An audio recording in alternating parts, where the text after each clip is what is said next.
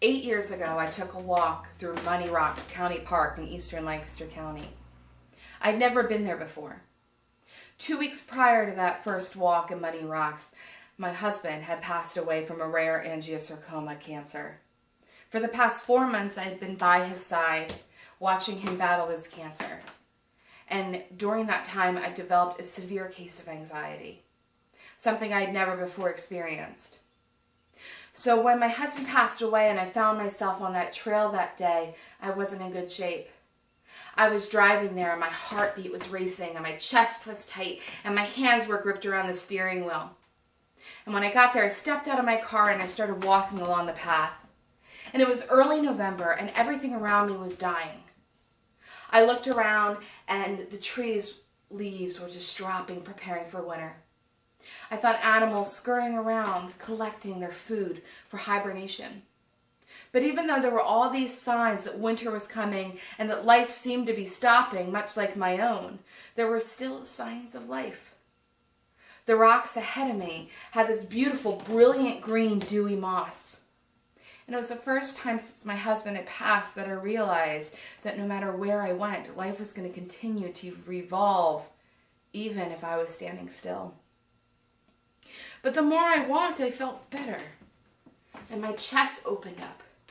And my heart rate slowed. And my fingers relaxed. And I realized that nature was going to be incredibly healing. Hiking and being outside was one of the few things that I still felt comfortable with after my husband passed away. And it made me feel empowered. So I kept going after it. I would travel to new places, and I found myself in California and Washington, trying to escape this widowed world where everyone knew that my husband had died, and I was all by myself, and oh my word, look at her. I was sitting on my friend's couch in Washington State when I realized that no matter where I went, I couldn't escape grief, that I would still be a widow, and that Kevin, my husband of a year and a half, was still dead. And that was devastating. But I kept moving on and I kept seeking new places because every time I went somewhere new, I met new people. And I realized that there was this tight-knit community and connection amongst those who had experienced grief. And it wasn't just those who had lost a spouse, but there were so many other scenarios where people had experienced loss in their lives.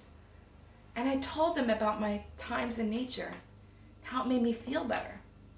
How it didn't cure me. But I remember driving down the road one day and I looked out and I saw the sun and I realized for the first time it was really shining. And that was the year after he died. When I felt like the dimmer had finally went away and I could see the world again.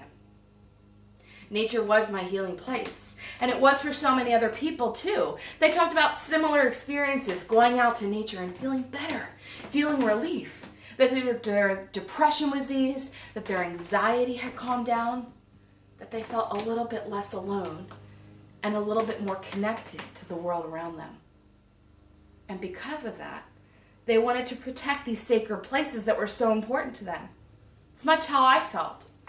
2 years ago when I heard about the pipeline coming through my community, I thought, no, this can't happen. This is my home. This is my sacred space. This is the place that brought me healing.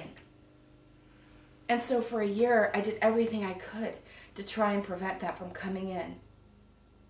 And last year, I graduated as a Pennsylvania Master Naturalist because I wanted to learn more about my environment, learn more about the places that were so sacred to me. And those are the two things we have in common in this community. That when we find a place that brings us healing, that we in turn want to bring healing to it. That we are all connected in nature and in grief and in life. I look forward to sharing more of my story and others' stories with you at Tedx Lancaster this fall. Thank you for the opportunity.